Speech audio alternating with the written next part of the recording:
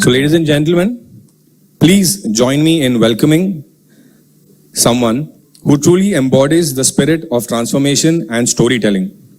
A chartered accountant turned business strategist, she has spent over a decade consulting with companies across the Middle East and India, helping startups scale and businesses reinvent themselves.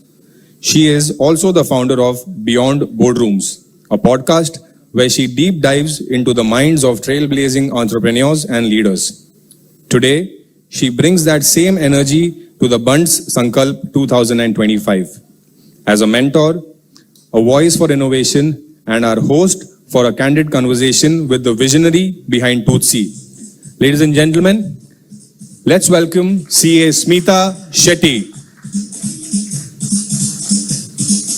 So, ladies and gentlemen, our guest for the evening, he is the co-founder of India's largest consumer-facing aligner company along with skin and hair care. He is the patent holder and inventor of CAD-CAM-based customized 3D invisible braces and AMPA 3D aligner device. He is the managing director at Vasantdada Patil Dental College. Ladies and gentlemen, give a huge round of applause and welcome Dr. Pravin Shetty, co-founder of Toothsie Aligners.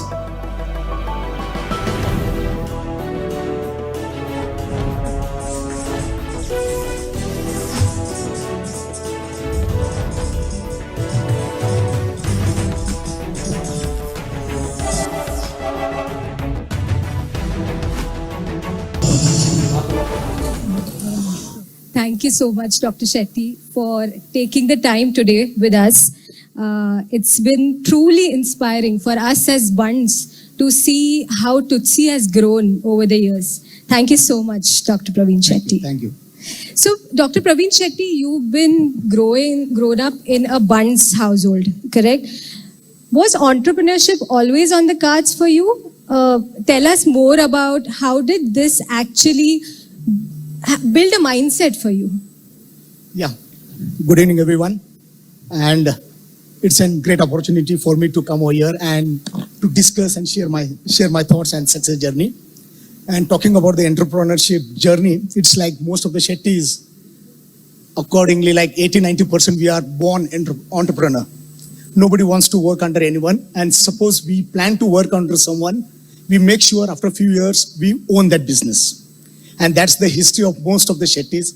And every Shettys, they're like either work in some restaurant or some office, and over the period of time, they bought it. And for me, I had seen my parents working in a restaurant. So one thing was absolutely clear in my mind, that we need to run a business, not to work under anyone. Whether I open up a restaurant or do any professional course, I will run my own business. That's how we Shettys are meant to rule and build our own empire. Wow, that's amazing. So thinking about from a Shetty hotel or a restaurant to orthodontics, right? How did you think, what was that spark that came in where you felt that, listen, it's time to now change orthodontics in India? What was that spark? Yeah, so that's a good question. Now, one thing is, I was studying orthodontics in KLE Institute of Dental Science, Belgaum. And I was like a bit bright in my studies and clinical acumen. So one thing was very clear, like suppose I'm becoming a doctor, orthodontist, and for all the people, what is orthodontics? It's a subject which deals with smile correction, facial aesthetics, braces, and all the things. So the idea was like, if I pass out, I can't be one of the doctor. They're like, every year there are thousands of doctors are passing out. Every year, like thousands of doctors are passing out. So I can't be one doctor in that crowd. So need to do something different. And if everyone know, like your kid or your brother, sister, they might be wearing braces, like metal braces to correct the smile. So when I started my practice in Bandra way back in 2002, so it is clear in my mind to be different. Now to be different, you have to do something differently. So if I have to stand out, I have to do something new.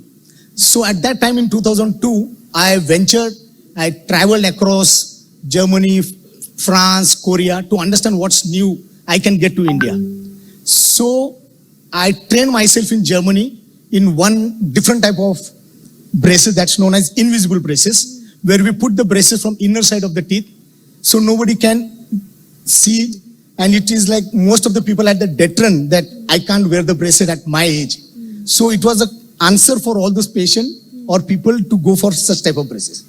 So I went there, came back, and then being bit of more inquisitive, I done lots of research in reverse engineering software, in 3D printing software, and then in way back in 2008, I found my own customized patented product, which has been used by most of the orthodontists, dentists in India across like in global platform.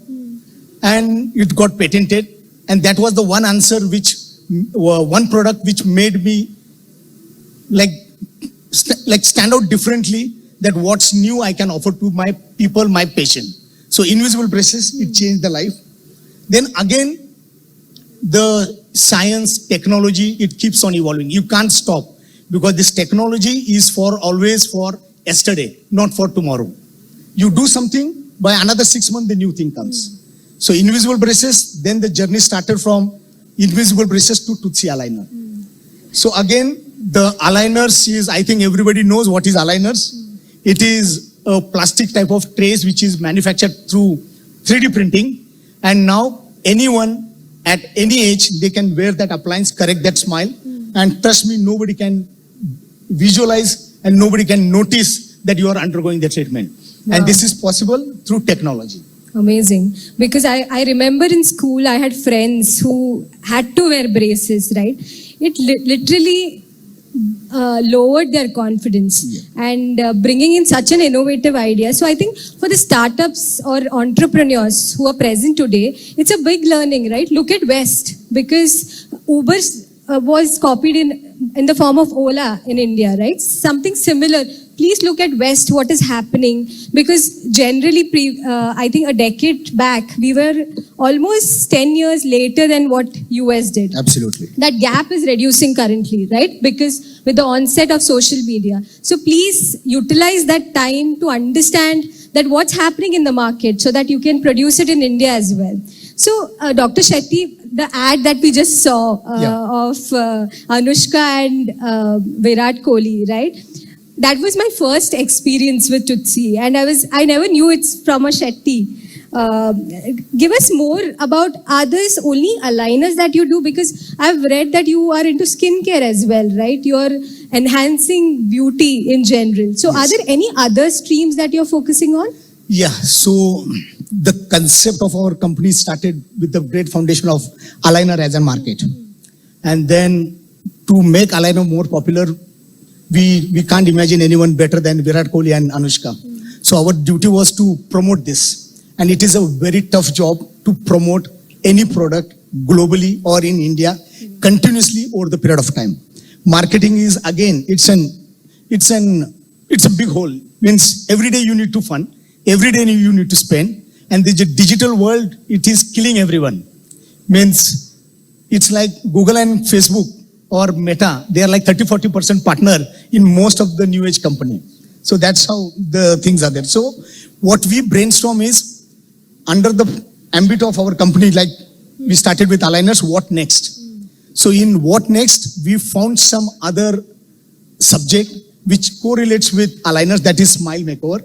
So with smile makeover, that is dental. Now what next is skin.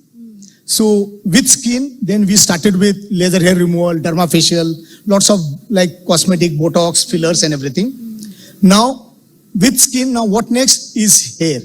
So with hair also, lots of hair regrowing, regeneration, PRPs, transplant. That is the next thing what we are venturing at. So we want to make it one of the biggest clinical beauty tech-enabled platform. So you come to us, we'll take care of your face, skin, teeth and hair. Make you young, make you more beauty personified. That's amazing, because I think a lot of startup entrepreneurs we met during today's session, and this has been going for a 2 month now.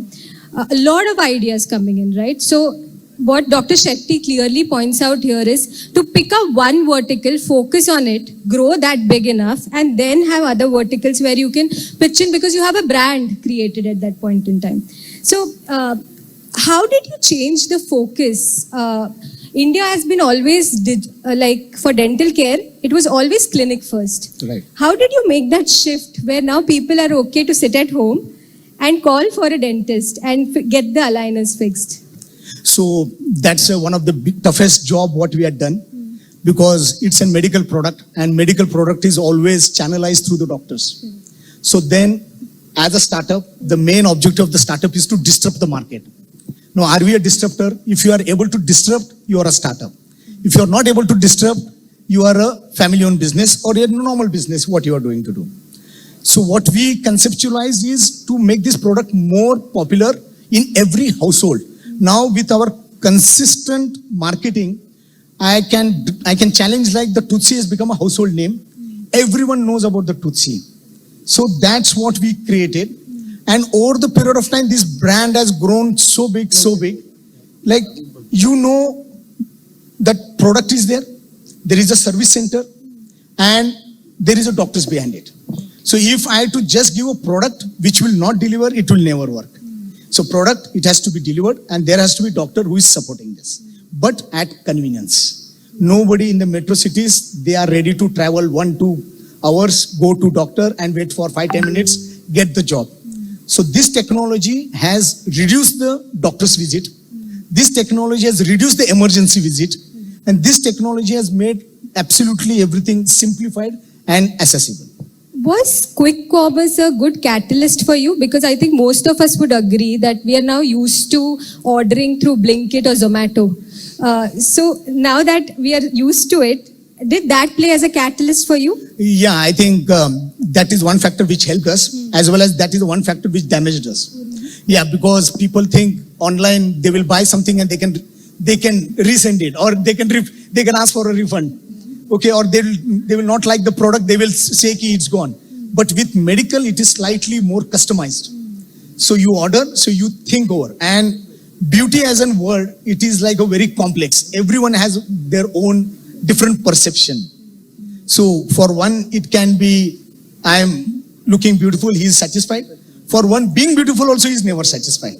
So our duty to make such customer satisfied, it is a big challenge. That is so true. So how did you crack the supply chain, technology, right? Dental network, how did you crack all of this? Was it that you always envisioned yourself to have such a big company, or was it that you found good co-founders who bridged that gap for you for areas which you were not good at? There was some co-founder that complemented you. Yeah, so definitely any idea, it's like you need a different minds to come together.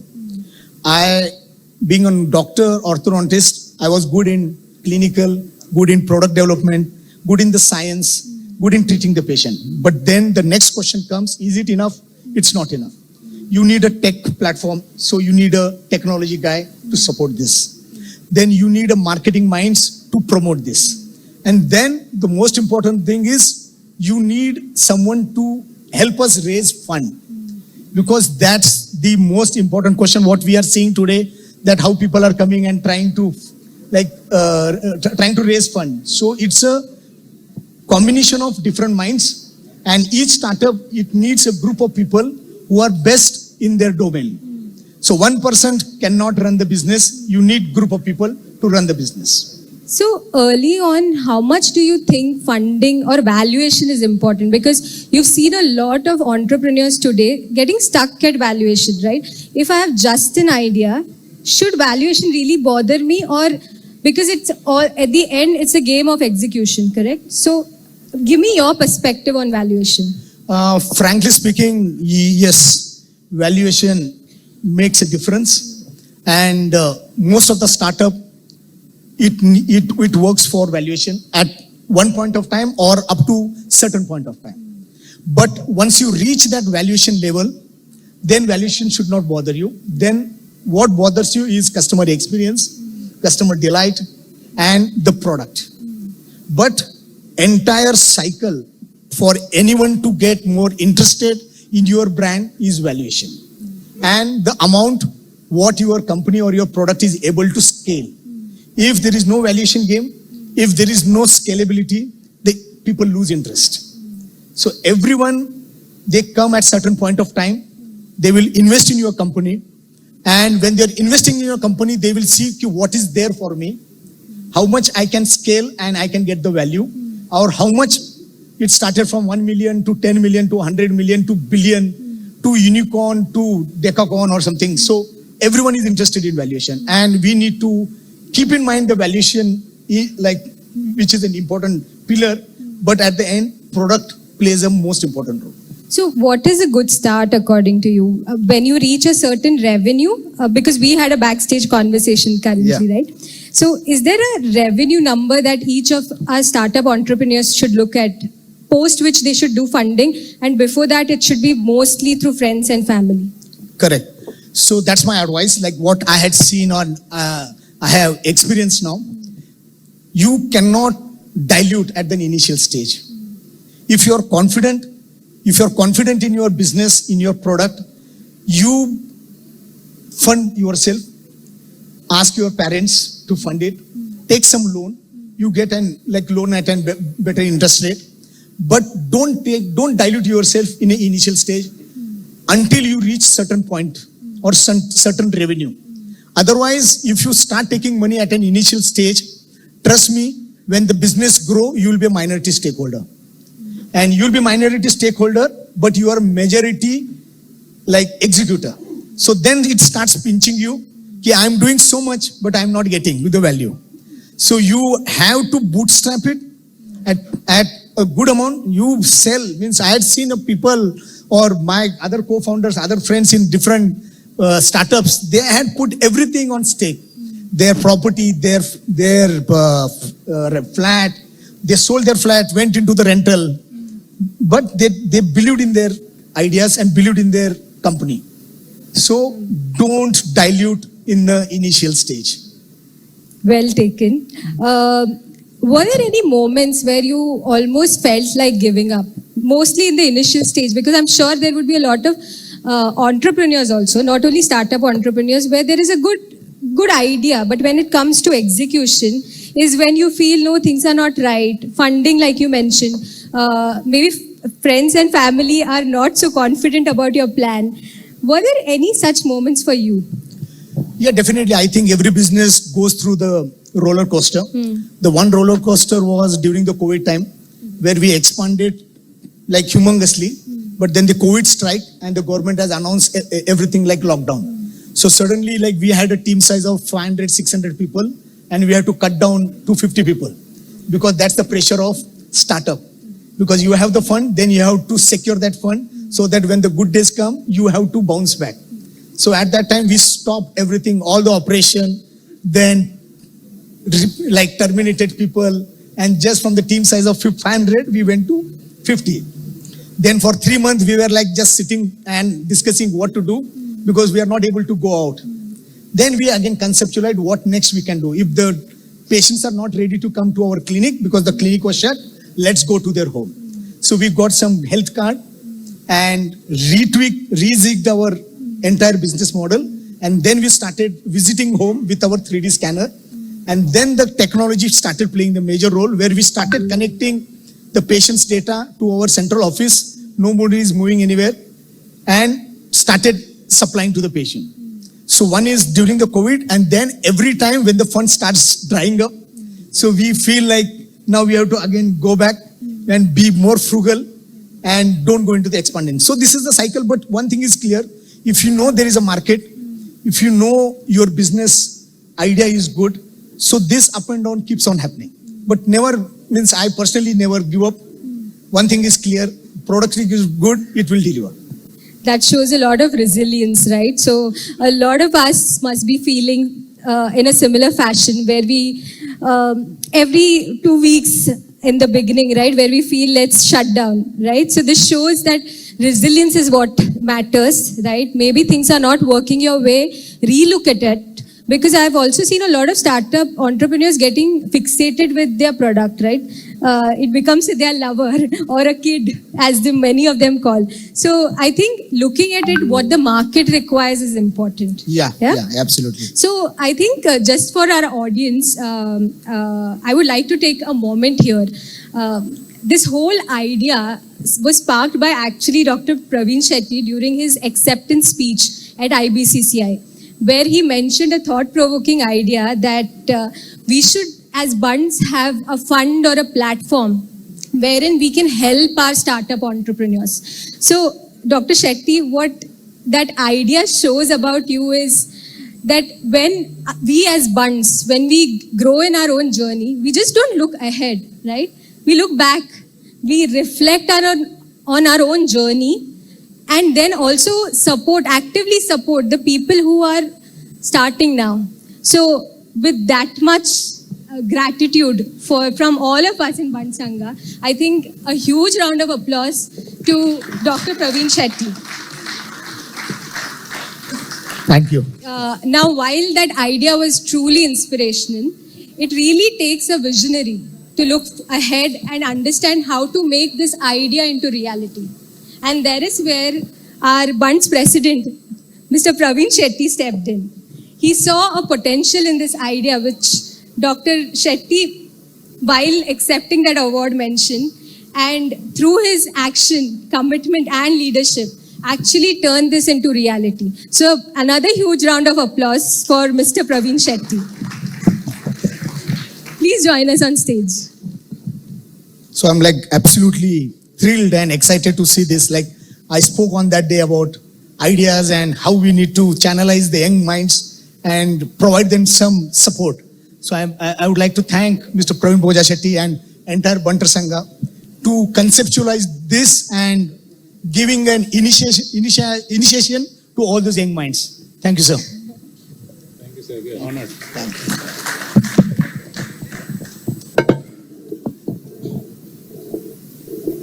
So a small token of appreciation and felicitation on behalf of the entire Bunts Sangha.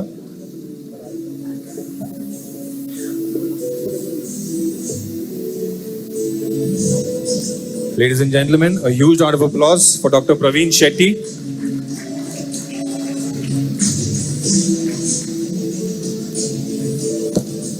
Pratik, if I have a minute. I think for all of us, right, this is my first Bunts Sangha event, and for me, I've never attended. It was always parents who would attend Bunts Sangha. It was not for me.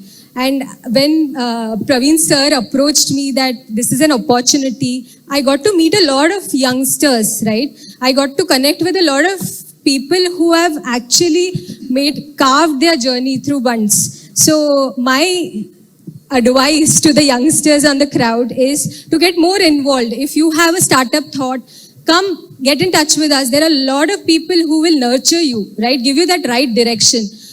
Maybe funding, we would have such platforms, more and more platforms. But other than that, involvement is more important, right? So I would look forward to meeting you all. Thank you so much.